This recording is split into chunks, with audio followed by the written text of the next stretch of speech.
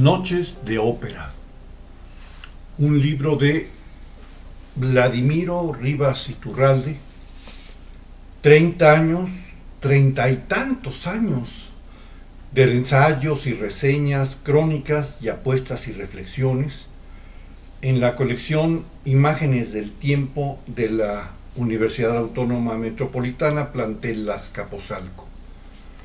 Es un libro realmente muy inquietante, muy sorprendente y que claro nos hace preguntarnos, bueno, ¿qué sentido tiene publicar un libro con crónicas de ópera? ¿A quién le importa la ópera? Pero hay un enorme público de ópera, hay una gran tradición de ópera en México, hay grandes conocedores y sobre todo hay grandes cantantes mexicanos distribuidos por el mundo entero que en este momento deben estar seguramente ensayando o cantando en algún foro importante.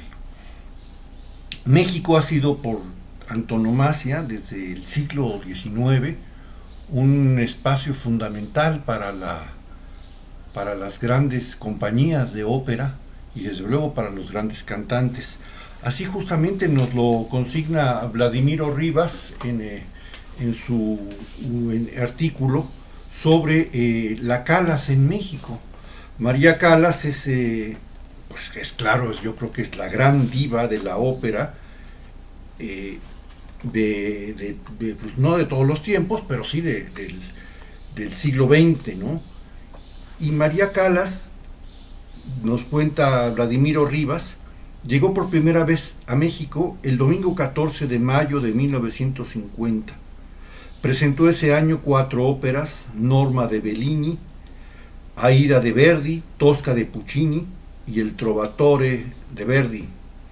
Y luego en 1951 vuelve a México y canta Aida, La Traviata de Verdi y Puritani de Bellini. Y en el 52 canta de nuevo La Traviata, Lucia de Lammermoor de Donizetti, Rigoletto de Verdi y Tosca de Puccini. 3 visitas que hace la María Callas a México, y para muchos que tuvieron el privilegio de verla, y sí nos falló Vladimiro Rivas Iturralde, que no pudo haber estado allí en esas presentaciones de la María Callas en el Palacio de Bellas Artes, pero sí nos lo consigna, ¿no? Vladimiro Rivas, que la presencia de María Callas en México fue extraordinaria y fue desde luego el espacio, el ambiente propicio para su consolidación en el universo de la ópera. Pero les digo, es un libro bastante amplio y complejo. Miren ustedes, ¿no?, cómo yo lo he estado llenando de papelitos, porque me ha fascinado. Yo reconozco que no soy un conocedor, no entiendo a fondo el lenguaje de la ópera. Sí, desde luego siento esa cosa de pronto, ¿no?, que toca lo sublime, ¿no?, en algunos momentos, en algunas óperas, como por ejemplo este momento, ¿no?, de las arias, por ejemplo, en Y Luceva la Stella, en Tosca, por ejemplo, de Puccini, ¿no? Ya no digamos Carmen de Bizet, ¿no? Pero en fin, este libro está dividido en 2 partes, la primera parte de ensayos y artículos y la segunda parte de críticas y reseñas.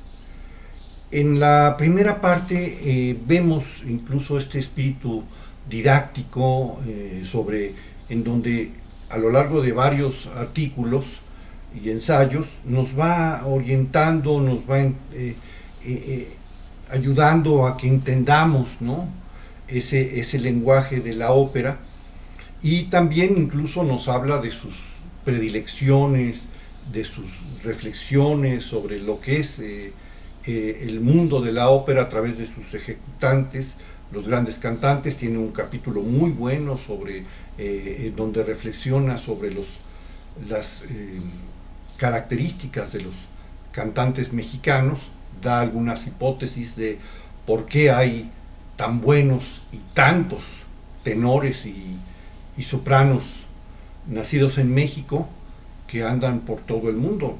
Quizá el ejemplo ahorita más claro pues sea el de Rolando Villazón, que además es igual, es un cantante que al mismo tiempo es histrión, hasta hace de payaso a veces, ¿no? Es un tipazo Rolando Villazón, con una voz extraordinaria, y desde luego Camarena, que Camarena es reconocido como el tenor entre los tenores, ¿no?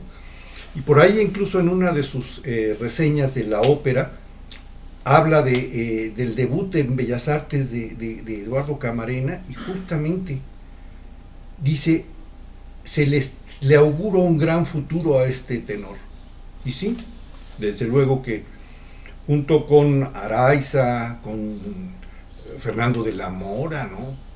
Podemos decir, es que, y estoy diciendo tres, pero hay una cantidad enorme de tenores y desde luego de sopranos mexicanas también, ¿no? Como Olivia Gorra, por decir un solo nombre. Ahora, claro, la gran duda es, ¿quién va a consultar este libro entonces? Como yo mencionaba al principio. Desde luego, la gente que se dedica a la ópera, este es un libro de consulta absolutamente necesaria. Pero también, como nos introduce al mundo de la ópera, a nosotros los legos, yo creo que es un libro que nos abre ese panorama. Fíjense, el mismo Vladimiro Rivas nos cuenta, dice, la música vocal, particularmente operística, me resultaba extraña en mi adolescencia. Llegué incluso a detestarla. Escuchar a una soprano cantando agudos y sobreagudos en escenas extremadamente dramáticas me resultaba una experiencia irritante. La frontera entre el canto y el grito era indistinguible. Sin embargo, claro, por su vocación musical, por su pasión melómana, que también lo va mostrando sobre todo en un primer artículo sobre su discomanía, por decirlo de alguna manera, ¿no? Lo lleva necesariamente a ser un gran conocedor de la ópera. Y entonces, pues bueno, realmente, aparte de que está muy bien realizado, ¿no? Prácticamente no encontramos aunque sí por ahí algún acento que se brinca, pero no encontramos defectos, ¿no? En el diseño del libro, que es muy bonito, muy agradable, e incluso en un formato grande, ¿no? No es un formato pequeño, que permite una lectura más ágil, desde luego.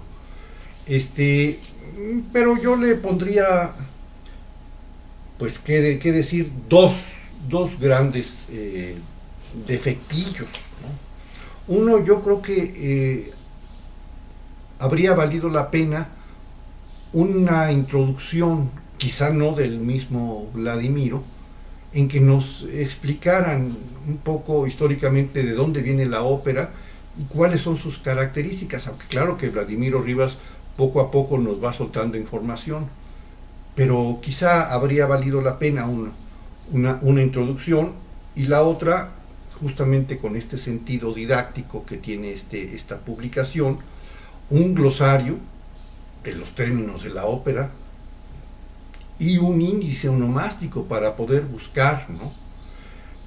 Otro aspecto interesante que tiene el libro es que consigna grandes momentos de la ópera en México, ¿sí?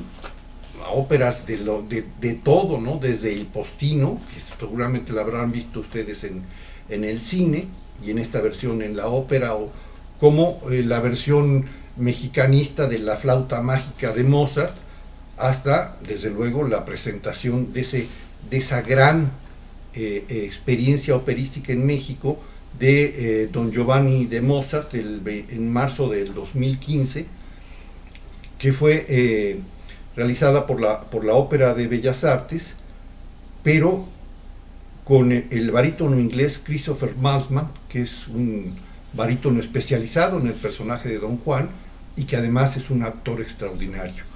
Tanto el montaje de esta ópera, a cargo de Mauricio García Lozano en la puesta en escena, como en la interpretación de los ejecutantes, pues realmente hicieron que esta ópera eh, pase a formar parte, ¿no?, de los clásicos momentos de la ópera en México. Y entonces, pues hombre, de veras, introdúzcanse al mundo de la ópera y pidámosle al profesor Vladimiro Rivas que vuelva otra vez con sus sesiones de ópera como en la ópera. Creo que era los martes a la 1 de la tarde en uno de los auditorios de la UAM Azcapotzalco. Por el momento es todo. Soy Alejandro Ortiz Bullegoiri, Departamento de Humanidades, UAM Azcapotzalco. Hasta pronto.